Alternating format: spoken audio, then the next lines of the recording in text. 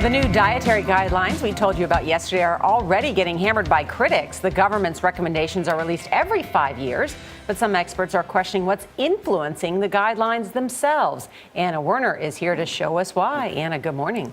Good morning, Nora. The new guidelines from the USDA and Department of Health and Human Services are supposed to tell you what to eat, but critics say they're muddled and confusing, and not by accident.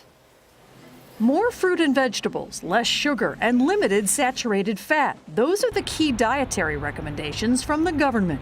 Even a small shift can make a big difference. But New York University professor of nutrition Marion Nessel says there's something missing in the message. You say that the junk food industries should consider these guidelines a win. Why? Because there's no direct messaging in the dietary guidelines that says don't eat junk food, don't eat processed food, don't eat meat, don't drink sodas. The government's dietary guidelines affect everything from food labeling to the National School Lunch Program that serves more than 30 million kids each day.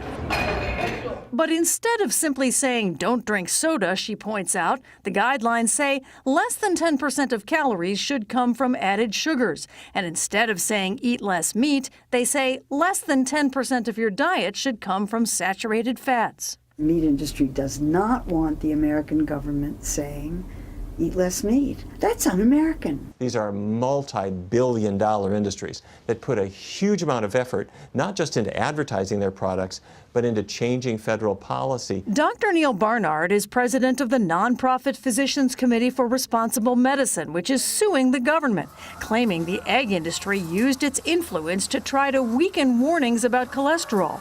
The new guidelines dropped recommended limits, but still advise people to eat as little as possible. The egg industry is paying universities, where these people are then put on the committee to decide whether eggs are safe or not. That's a conflict of interest.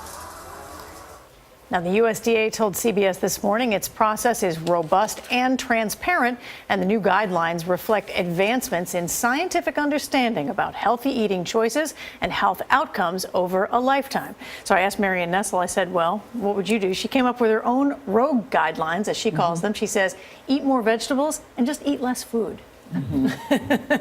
There you go. That's one way to go. Yeah. Right. Thank you, Anna. Reduce caloric intake. Yeah, right. We all know what to do. It's just a matter of doing it. Thank you, Amen Anna. to that. And having the willpower. Yeah, that's the thing.